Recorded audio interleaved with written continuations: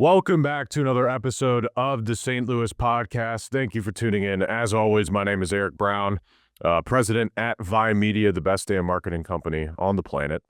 You can reach out to them at vi.media. And of course, partner at Mogul Holdings. So this week, there's a lot to talk about.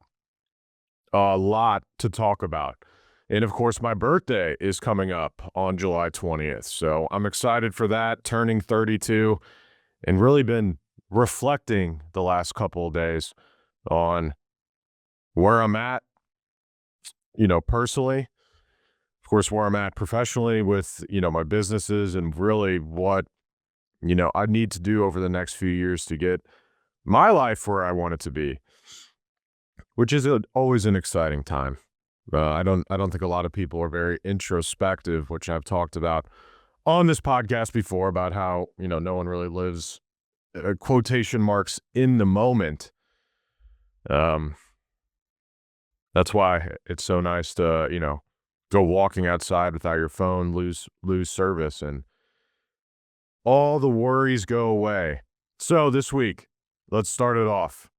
Andy Bryant, shame on you. Shame on you, sir. CEO of Astronomer, a US-based software company that works on data tools such as Apache Airflow. It's in a popular open source platform used for managing data workflows. He's been leading the company since 2023.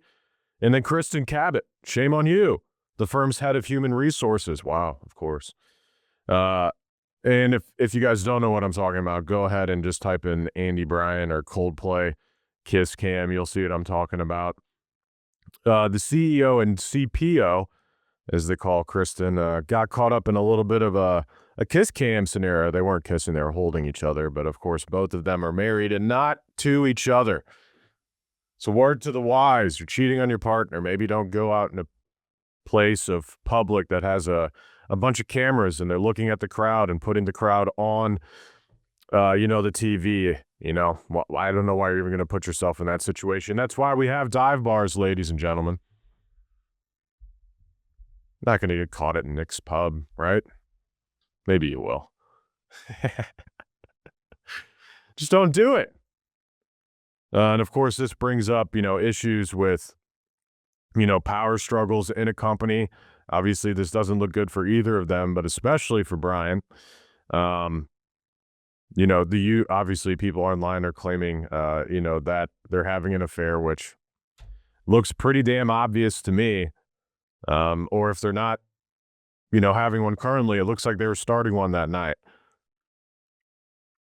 I just think of the joke in 40-Year-Old Virgin about Coldplay. I'm like, what are you getting caught up at a kiss cam at Coldplay for, my guy? Come on. Do better. Just a hilarious thing that went viral, though. Sucks for those two. That's for sure. Probably not great news for that company as well, Astronomer. But, what are you going to do? You're enjoying Coldplay. You get caught on camera cheating on your partners. Andy Bryant. All right, into more serious news. Of course, I think last week or 2 weeks ago, we talked about the Texas floods. They are still cleaning up there. I believe they're continuing to find bodies. And they're continuing to look for 102 people that are still missing as of July 17th. And I have a bad feeling that some of these people we're just not going to be able to find. They're under so much, dirt, rock, debris, blah, blah, blah. Then, of course, I think they had flooding, earlier this week as well again, which obviously limited their ability to search for these missing people.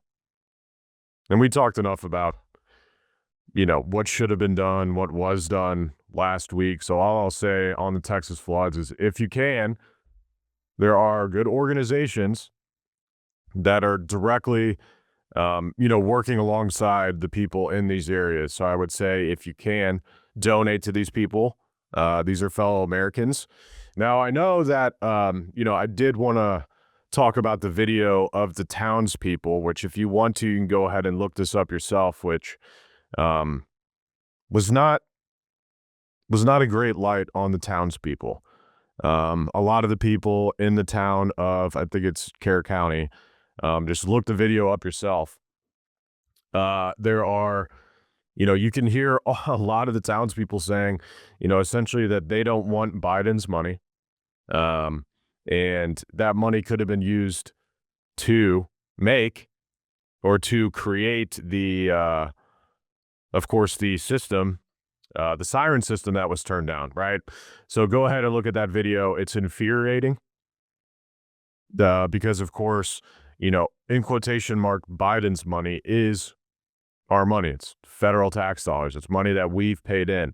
So it's not Biden's money. It's just infuriating the fact that they essentially turned down federal money, and which led to them not installing sirens, which led to a ton of people losing their lives in this event. Regardless of a few townspeople, I think it's important to keep in mind a ton of people are affected, and a ton of people are going to be affected for a very long time. I mean, this is something that affects generations of families. So if you can't help, if you're local, if you own a company that can go down there and help, see if you can. Donations are, of course, always an easier way just to, get money and be able to get money and, water, goods, things like that down there to that impacted area, to those people. Of course, in the news as well, trade tensions. So we got on July 12th, so just, 6 days ago, Trump threatened 30% tariffs on EU and Mexican goods and 35% on Canadian goods effective August 1st, unless negotiations succeed. The EU is preparing countermeasures with a list of over $90 billion in potential retaliatory tariffs. Canada, under Prime Minister Mark Carney, is in intense talks with counter tariffs on steel and aluminum, set for July 21st if talks stall. These tariffs are part of Trump's America First policy, aiming to reduce deficits and protect U.S. industries. Economists warn of increased consumer prices for goods like cars and electronics, potentially weakening U.S. competitiveness. The UNCTAD Global Trade Update notes a $300 billion trade expansion in 2025, but policy changes pose risks. The OBBA's focus on domestic manufacturing may fuel these tensions.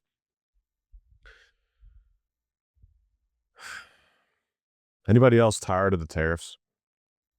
Anybody else tired of feeling like we're paying so much money for goods and products, and our salaries and how much money we are actually making on an income level are not matching up with the price of products and goods? I'm sure most of you would be raising your hand right now if I said, do you feel that way? And I don't see a way for this to do anything but to increase prices on American people. So with that said, how is this better? Negotiations at the G7 summit in June pledged a 30-day deal, but talks have foundered over issues like Canada's digital service tax. Trump's threats follow a pattern of backing off, but markets remain volatile with stock swings reflecting uncertainty. So we'll see where this leads. Tesla. Let's talk about Tesla. They launched in India. So on July 15, 2025, Tesla opened its first showroom in Mumbai's Bandra Kurla complex, launching the Model Y with prices starting at $59.89 lakh. I'm probably butchering that. I'm sorry. Reflecting nearly 100% import duties. That's around $70,000 American. Deliveries are estimated to start in Q3 of this year, 2025, targeting India's niche premium EV segment. It's about 4% of sales. This follows years of negotiations with Prime Minister Narendra Modi overcoming tariff barriers. Tesla competes with luxury brands like, of course, BMW and Mercedes, not domestic players like Tata Motors. The launch could create jobs, boost EV infrastructure, and align with India's push for sustainable support and transport. Of course, they have their challenges, high import duties, obviously criticized by CEO Elon Musk, looking at almost 100% there, make prices higher than in other markets. Tesla is making a $25,000 American dollars vehicle plan for 2025, which could expand reach, but current pricing targets affluent buyers, of course, in India. And alongside that, we also have the NASA ISRO synthetic aperture radar mission. It's a joint project between NASA and the Indian Space Research Organization to study Earth's changing ecosystems and dynamic surfaces. This mission will utilize advanced radar imaging to provide detailed information about land and ice surfaces, offering insights into natural hazards, land use, climate change, and other global processes. So this is good. The mission is a first of its kind collaborative where both agencies are jointly developing hardware for an for an Earth observing satellite.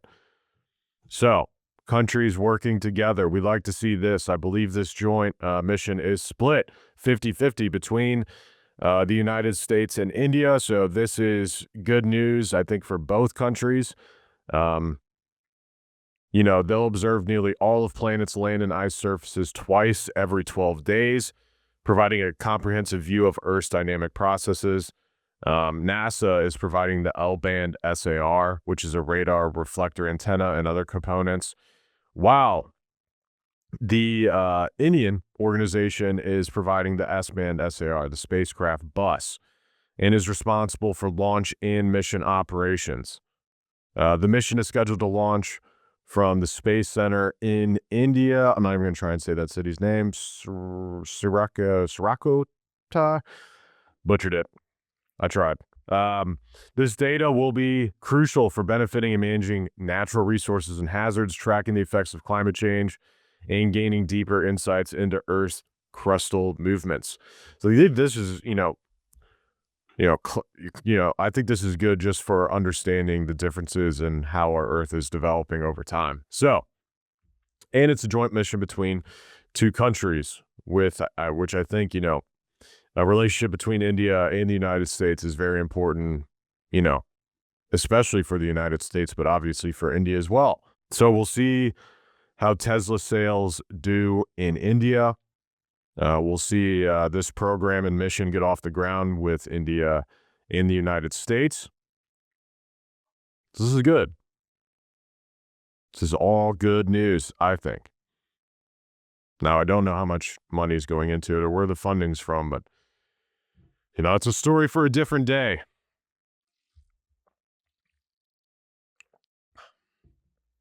All right.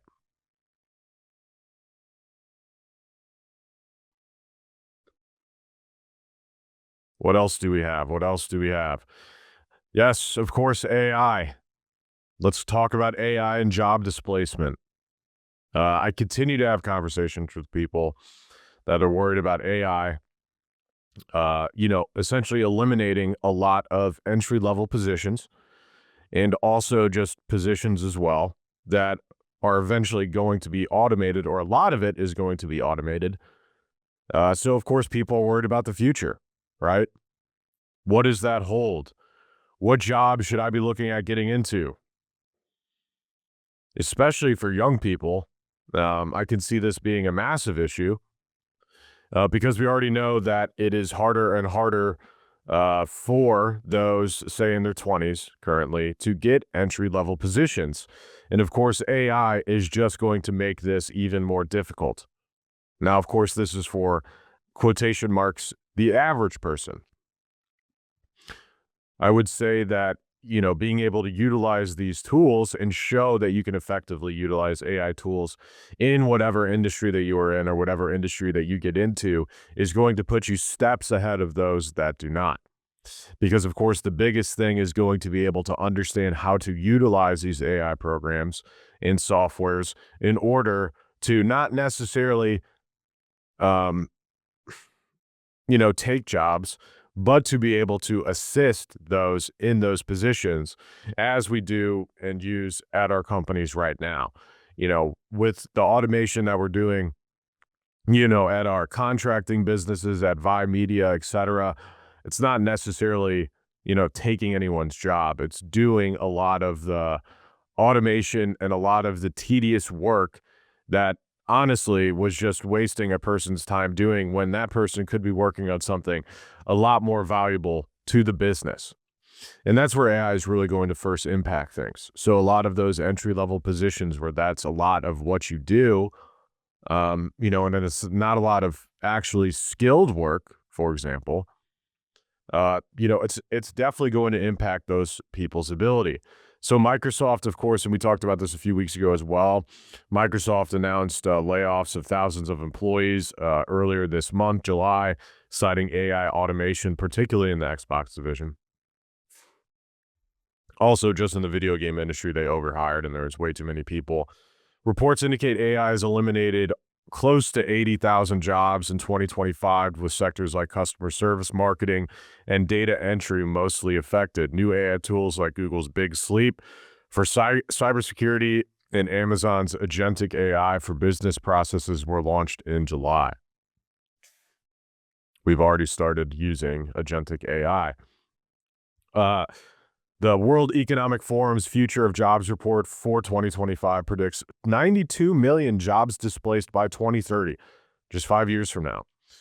But also 170 million new jobs created, particularly in AI development and data science. So, World Economic Forum, WEF, looking at them, they're not great guys. They're not great organizations, but we'll see if any of that rings true. The question is, where are those 170 million new jobs going to be created? AI development and data science, eventually we're going to get to the point of, we're going to need to develop this stuff forever. Are we really going to need to dump that many people into developing AI programs? And maybe every business is now going to have essentially developers inside their business just developing and working on processes and automating. Unemployment among new college graduates is at record highs, with 50% of U.S. Gen Z job hunters believing AI reduces their education's value. Companies are expanding operations in India for lower cost skilled labor, intensifying competition.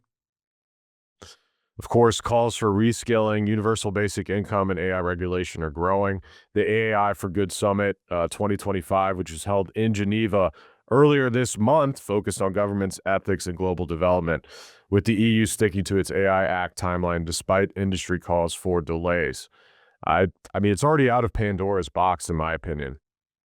I don't see really a way of being able to regulate this stuff, and I've talked about this on the podcast before, of my concern being, on the AI front, people being able to be manipulated through thinking that they're talking to an actual person, or, YouTube channels or at Facebook, and people that seem real. You can literally hop on the phone with them. YouTube channels that look like a real person that aren't a real person. And we're not going to know what's generated by AI or not. We're not going to know what's real or not, because I'm worried it's going to get to the point where it's going to be so good that we're not going to be able to tell the difference. And that is very scary. Just think about the implications of that. The implications. If you're Always Sunny fan, you'll know what I'm talking about. I'm not liking the implications. So the implications of that, are huge. Obviously, this is going to lead to, like I said, the WEF is calling for 92 million jobs displaced in 5 years. What was that about? It's about 20 million a year. A little bit less, 18 million a year.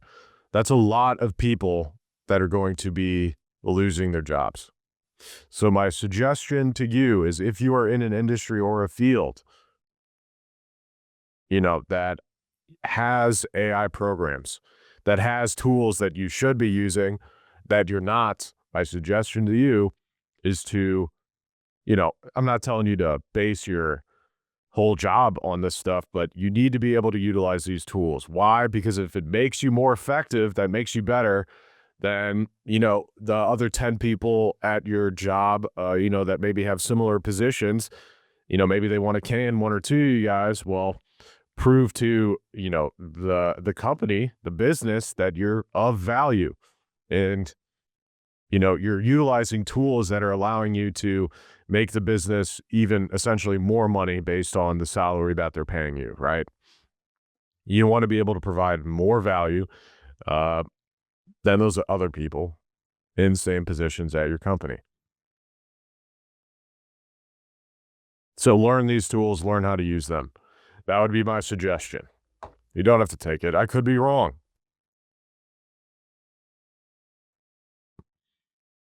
Probably not, but I could be. Now, what I'm excited about is MotoGP this weekend. I just got back into MotoGP for the first time in a long time. And it's because I've just been getting, a couple times a week. You see a reel, some MotoGP racing, you watch it for a little bit. And you get another one, you watch that one for a little bit, and then all of a sudden, you're getting filled with reels of MotoGP. That racing's is awesome. They're on the line. I encourage you, if you are a racing fan of any sort, to watch MotoGP highlights. Look it up right now. Marc Marquez. How they race is crazy. It's just insanely competitive. They're on the wire. They're hardly on the bike. They're almost laying down on the pavement on some of these turns. It's absolutely insane. They're neck and neck, right on each other, essentially can just grab each other's bikes. And, of course, they're going, 180 miles per hour doing it. Absolutely insane. So this weekend, Grand Prix Czechia at Brno features riders like, obviously, Marc Marquez. It's one of the more challenging circuits and one of the more, if not busiest and largest MotoGP Grand Prix of the year. There'll be about 250,000 people there. So what sucks is that the race starts at 7 a.m. Sunday. And I'll be out Saturday night for my birthday. So I'm going to have to, record that on the TiVo, right? Do people still have those? Oh, I miss the TiVo days. Let me tell you. Good days. All right. Also in the news, Bernie Sanders says that if AI makes us so productive, we should get a 4-day work week. As AI companies rave about their new products, revolutionizing productivity, Senator Bernie Sanders wants the tech industry to put its money where its automated mouth is. It's right. In a recent interview with Joe Rogan, Sanders argued that the time saved with AI tools should be given back to workers to spend time with their family. Technology is going to work to improve us, not just the people who own the technology and the CEO of large corporations. Sanders said, "You are a worker, your productivity is increasing because we give you AI, right? Instead of throwing you out on the street, I'm going to reduce your work week to 32 hours, says Sanders. It's a decent point, if you think about it. Now, I could play advocate on the other side as well that, great, okay. Or maybe you could give the people an option. Now that AI tools are allowing, let's just say our director of SEO now he's able to manage, say he was only able to manage 10 clients before, but now he's able to manage 15 clients now with, systems and processes in place that we're able to automate and have, essentially agents in the background doing things as well. All of that profit is now going to simply flow to ownership, right? Now, the argument to be said is, okay, great. Now that you guys are making more money, hey, we want 4 days a week. Now, my argument would be, why not just, if you want, right, continue working the 5-day work week and ask for more salary. But I do agree that we're going to get to the point of, and that's what we've been talking about forever, right? That compared to like the 80s or 90s, the computer was supposed to make us more productive, and now it seems like people are more and more busy than ever. And that's something that you can, go back in time and look at as well as, emails and all these things are supposed to be able to make us more productive. But I'd argue that a lot of, not necessarily on the AI side, but just a lot of technology in general almost gets in the way more so of us doing work than actually providing, some sort of system that is making us essentially more productive. Now, I hope AI does do that because there's a lot of systems in a business, and I'm sure those that, have worked, any sort of mid-level or high-level position at a company or owned a business or anything like that knows that there is a lot of systems at play. And, it's hard to have all of those things talk to each other and properly go through a workflow that is easy for people to understand, right? A lot of that time it's hard to build that out. So we'll see, what happens with AI. Bernie Sanders always has some interesting ideas. So we'll see how that ends up. Of course, we have the Senate votes to kill entire public broadcasting budget and blow to NPR and PBS. Senate votes to rescind $1.1 billion from Corporation for Public Broadcasting. The U.S. Senate voted to rescind 2 years worth of funding from the Corporation for Public Broadcasting, CFB, delivering a blow to public radio and television stations around the country. The CFP is a publicly funded nonprofit corporation that supports NPR and PBS stations. The 51-48 vote today on Trump's rescissions package would eliminate $1.1 billion that was allocated to public broadcasting for fiscal years 2026 and 2027. All 51 votes came from Republicans, while Senators Susan Collins and Lisa Murkowski voted against. The $1.1 billion budget includes $60 million for costs associated for replacing and upgrading the public broadcasting interconnection system and other back-end infrastructure for public media. I've talked about this on the podcast before, and, I get hate from a lot of people, and I understand that, I think our government spends entirely too much money.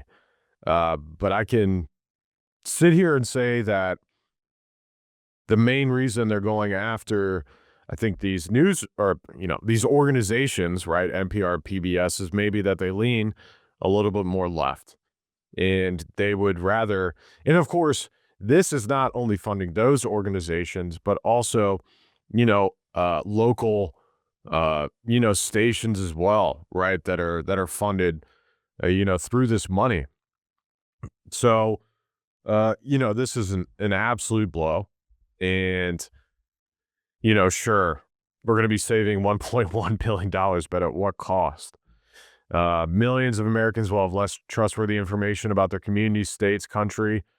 Cutting federal funding could also put Americans at risk of losing national and local emergency alerts to serve as a lifeline for many Americans in times of need.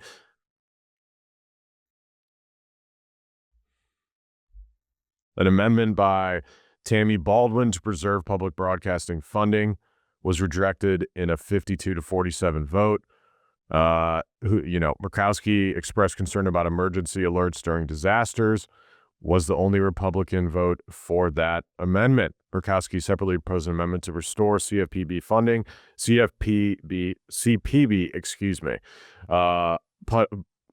while barring any federal funding from going to NPR, but it was defeated, NPR wrote.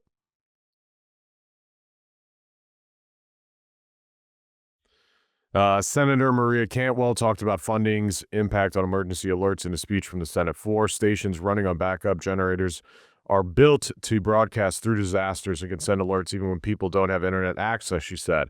Cantwell said that PBS Warn works when everyone else goes dark, ensuring that warnings about tornadoes, fires, floods, and evacuations reach your cell phone in seconds. As the Corporation for Public Broadcasting explains, PBS Warn enables all public television stations to send wireless emergency alerts out over their transmitters to provide a hardened, redundant alternative path for cellular companies' connection. Between January 1st and December 31st of last year, more than 11,000 WEAs, wireless emergency alerts, were issued by federal, state, and local authorities. over the PBS Warn system, a 30% increase over 2023. Public television stations save lives, even those who might never turn on a television. There you go. That's the reason why to keep it. But there's a broader system at play here that I think publicly funded, um, broadcasting organizations are important.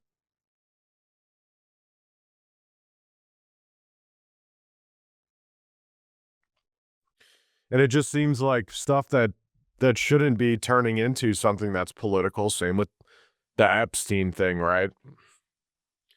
And I can go on and on about how much bullshit I think is going on with now a cover up.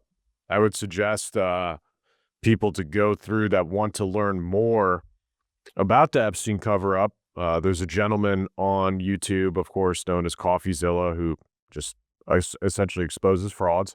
He has a second channel, Voidzilla. Go ahead, and he's got like 1 million plus views on every single video. He's essentially uploaded a new video almost every day since the story broke about a week ago about ongoing updates. I will say this, and this is actually something I haven't heard anyone really say for the most part. It turned into a political issue with, the Democrats voting to essentially release that stuff and the Republicans voting to not release that stuff. Let me tell you, neither party wants this released. My conspiracy brain goes to the fact that they knew beforehand, no matter what, going into that vote, that was not going, the vote wasn't going to go to release. But also, what are they voting to release? I thought there was nothing else to release. This whole Epstein cover-up is insane. And it makes Trump look terrible. It makes him look like he's covering up for a word I can't say on YouTube. And anyone that is going to sit here and say that they agree essentially with what they're telling us now is the simple fact of it was mainly, Ghislaine, excuse me, and Epstein working independently. There really isn't anyone else. Even though we know countless people, heads of banks, heads of states, and not only U.S. states, like heads of countries, other countries. The CEOs of massive organizations such as Lex Wexner.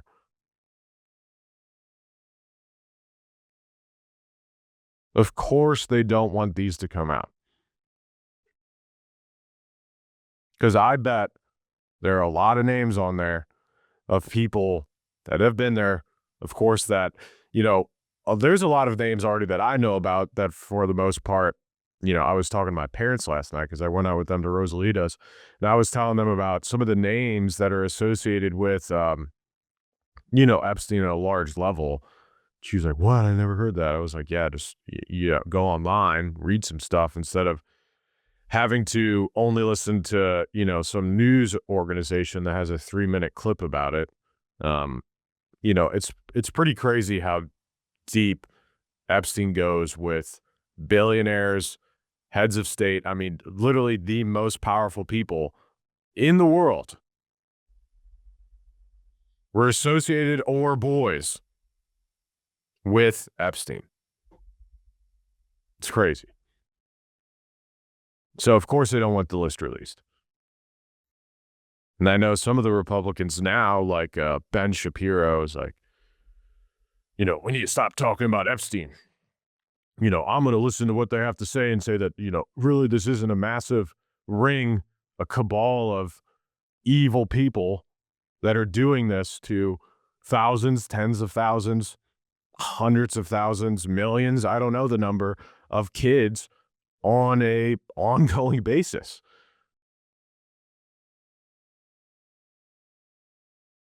And I'm sure there's, governments involved. I'm sure there's security agencies involved in this whole situation. So yeah, we're never going to see the light of day on that. And of course, they released the video, which has now over 4 minutes cut out of it. It also doesn't, it also doesn't show the part of them, taking Epstein's body essentially of um out of the jail cell. And of course, the main camera that would have been focused directly outside his room apparently was not working. That's why we saw that's why we got the 24 hours or 12 hours or whatever it was of the video camera that like you could hardly see the front of his cell. It's like around a corner. So obviously they're hiding stuff from us. They don't want us to know. And for that reason, we should step on the gas and continue to ask every single day for Epstein until we get something, because this is insane. Protecting those type of people is, essentially, I would say some of the worst, if not the worst type of people on this planet. We need accountability. Bottom line, we need accountability. We got Trump moving to kill California dreams of high-speed rail. Now, of course, this broke news, and I'm gonna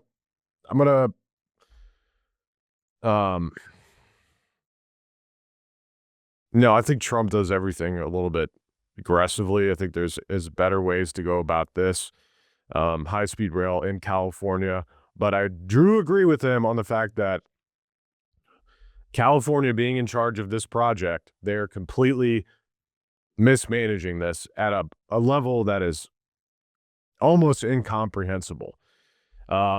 Currently, there's no high-speed rail segments operational in Florida. While construction is underway in the Central Valley, the project has faced significant delays and cost overruns. In the first operational segment from Bakersfield to Merced is now projected to be completed in the early 2030s. The full San Francisco to LA route, originally planned for completion in 2020, is now estimated to cost significantly more and is not expected to be completed for many more years. The California High-Speed Railway is actively building on 171 miles of track in the Central Valley, with 50 major railway structures and 60 miles of guideway already completed. Construction efforts are primarily concentrated in Central Valley, with 119 miles currently under active construction. Phase 1 of the project, which involves connecting San Francisco and Los Angeles, is still far from complete, while 422 miles of the 500-mile Phase 1 system has been environmentally cleared and right-of-way acquisition is largely complete. The full route is not yet under construction. The project has faced significant cost increases and delays. The initial cost estimate, listen to this, the initial cost estimate was $33 billion and a completion date of 2020.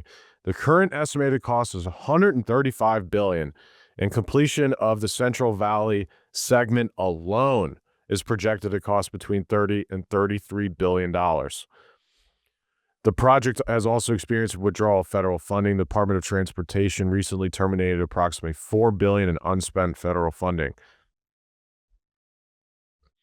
So this has been mismanaged left and right. I will say that, of course, you guys know, if you listen to this podcast, that I was in Italy, last month in June.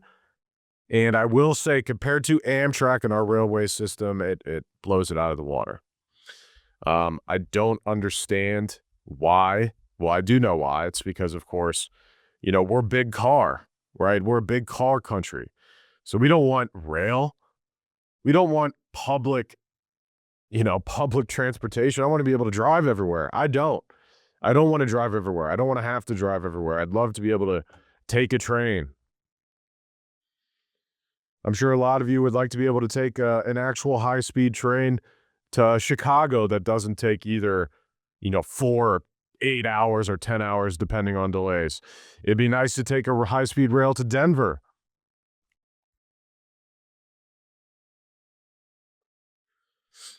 We don't have, great public transportation in this country.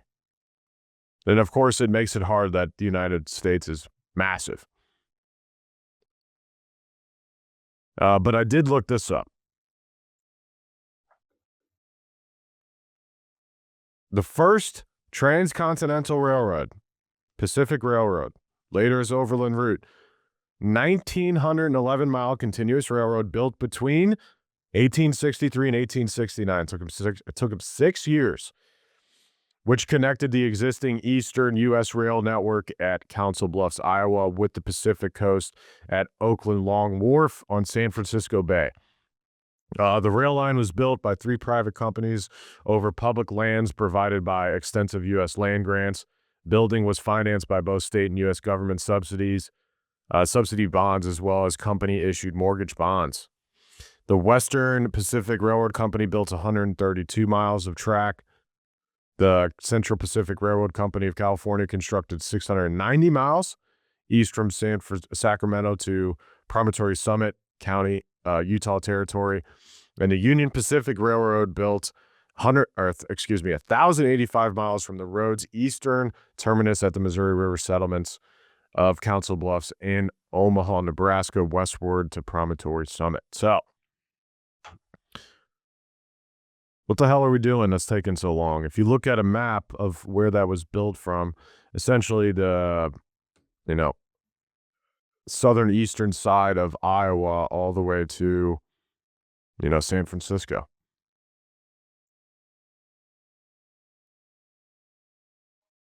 Pretty significant. And we can't get a high-speed train railway done in any sort of time and with any sort of realistic cost, hundreds of billions of dollars for this. I mean, give me a break.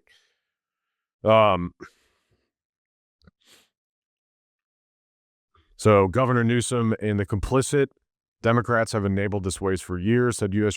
Transportation Secretary Sean Duffy. Federal dollars are not a blank check. They come with a promise to deliver results. The California high-speed rail project, approved by voters in 2008, was pitched as an 800-mile rail system linking northern and southern California with trains traveling at speeds of up to 220 miles an hour.